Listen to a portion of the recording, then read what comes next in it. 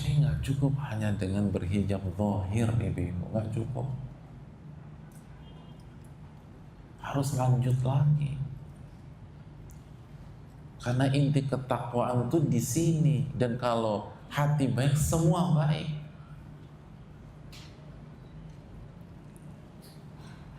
Maka lahirlah amal soleh sebagaimana yang dikatakan Abdullah bin Abbas.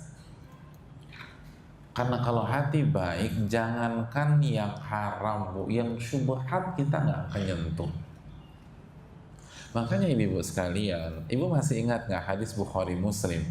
Innal halala bayyin wa innal harama bayyin wa bainahuma umurun mushtabihat.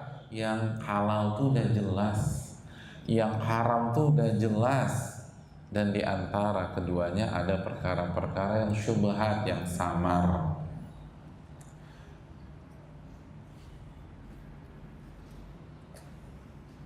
Itu awalan dari hadis di atas. Openingnya tuh itu. Akhiran hadis itu apa bunyinya?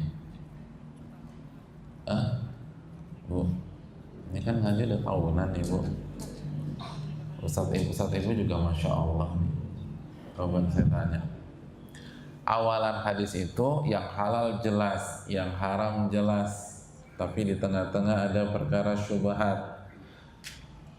Faman ittaqa syubhat faqad istabra'a li dinihi wa irdihi wa man waqa'a fi syubhat waqa'a fil haram. Barang siapa yang menjaga diri dari syubhat, dia telah menjaga kemurnian agama dan kehormatannya. Dan barang siapa yang terjatuh ke dalam syubhat, dia terjatuh ke dalam hal yang haram. Itu awalannya. Akhiran hadis itu apa? Ala wa inna fil jasadi mudghah idza salahat salaha al-jasadu kullu wa idza fasadal jasadu kullu ala wa hiya qalbu. Ketahuilah di dalam jasad ini ada segumpal daging. Kalau daging ini baik, semua baik.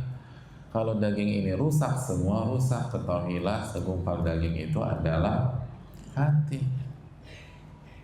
Banyak orang berpikir, kok nggak nyambung ya? Depannya halal haram, kenapa akhirannya penutupannya hati? Pembukaannya halal haram, tapi kenapa penutupannya hati?